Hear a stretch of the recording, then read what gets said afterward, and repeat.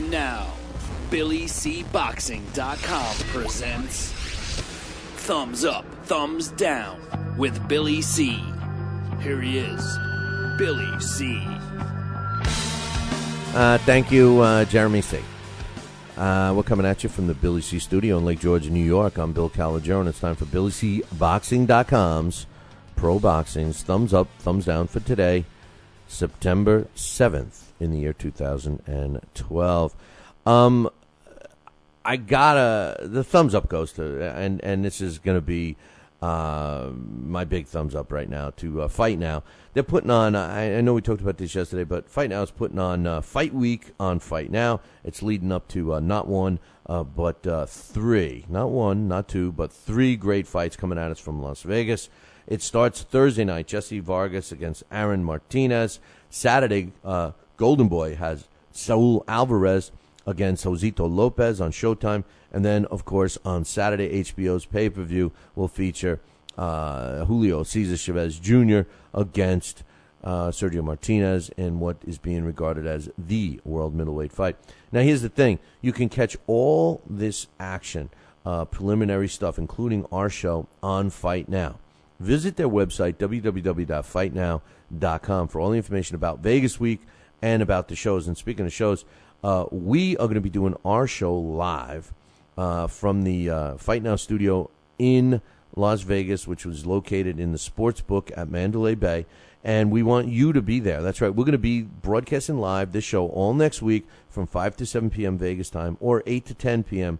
Eastern time. So I want you guys to show up. We got a great bunch of guests scheduled to come on, including Floyd Mayweather Sr., Mike McCallum, Al Bernstein, Harold Letterman, Augie Sanchez, Lenny Fresquez, Pat Berry, Jesse and Diego Magladeno, that female middleweight phenom I've been telling you guys about, the gorgeous Mary Cornejo, which is she's a very talented fighter. Wait till you see her. Steve Lott from Big Fights Incorporated, Lou DiBella, Joe Cortez, and many, many more people are scheduled to show up. So hang around there. And I had to give a thumbs up to Fight Now for making it all happen. And we're excited, and we're giving everybody thumbs up today. Thumbs up for Fight Now. Thumbs up to our people from our show. Thumbs up to Tony Treem with all the guests that he brought on. Thumbs up to you guys who are going to be there. So I want to thank you before we get the chance. There will not be any thumbs up, thumbs down show next week, so you'll have to wait the following week.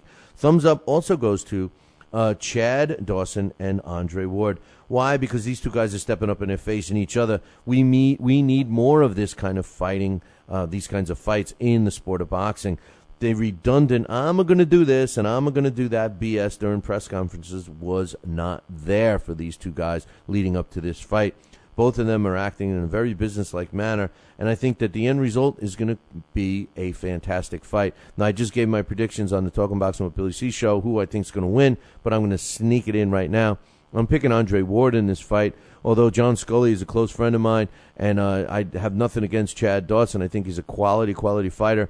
I just think that it's going to be Andre Ward's night. And I'm also predicting Andre Ward by knockout, which everyone else is laughing at me about. But you watch. Andre Ward's going to have a career night, and he's going to knock out Chad Dawson. That's my prediction. It's no problem for Chad. Chad loses nothing. He's still the champion, and he's still going to make many paydays. This is all on the line for Andre Ward. He's got way more to lose, and I think we're going to see a showcase on Andre Ward.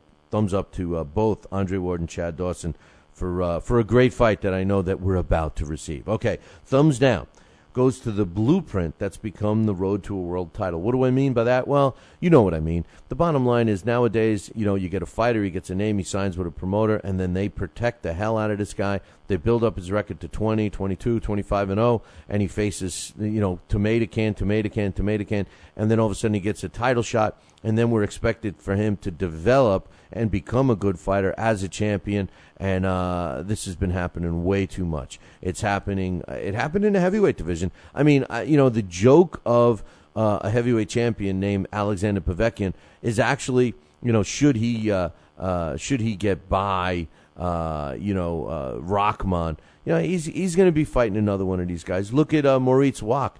He just got in the fight to fight Vladimir Klitschko. And who does he fought? He hasn't fought one top-notch guy. Chris Arreola, since his loss to Klitschko, has not fought one top-notch guy. And you watch, he's going to get another shot. I mean, the only guy that's actually fighting, progressively better opposition in the heavyweight division, at least in the United States, is Seth Mitchell. Seth Mitchell has fought some tough guys, but come on, they're carefully picked. This road to the championship has to get back to the way it used to be. Good guys fighting good guys, and the better guy wins. So that when you win a world championship, you're already world championship caliber. That's not the case today. We're seeing it next weekend with not one but two fighters that pretty much got handed titles and are developing before our eyes in Saul Alvarez and, of course, Julio Cesar Chavez Jr. I remember one other fighter that I said that about since the time he won the title, and then I told you so when he lost. His name, Andre Berto. Thumbs down to the blueprint that's become the road to the world title. Thumbs down to promoters who don't promote. You hear me say this a lot.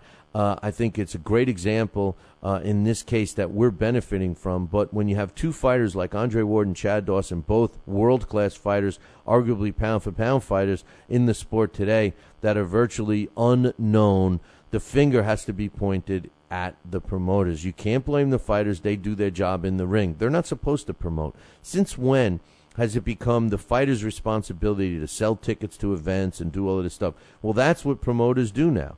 They become a promoter, and then they do nothing. They don't open up their checkbook. They don't sell tickets. They don't do anything. They try to get a TV gig to have somebody else pay them and do their work for them. As far as selling tickets, they make the young fighters sell all the tickets on the show. How many times fighters get bumped off of cards because they don't sell enough tickets? Come on, man. Promoters are supposed to promote. Promoters are supposed to sign the fighters, pay them a decent wage, and then they're supposed to go out and work, sell sponsorships, sell tickets, do all of that stuff, and promote the fighters so we know who the hell these fighters are. Promoters, simply put, do not promote anymore. Thumbs down to promoters who don't promote, and there's a hell of a lot of you guys. I can't name you all. And finally, with that same thought process, thumbs down goes to fighters who don't fight. These are the same kinds of guys that talk a lot of talk.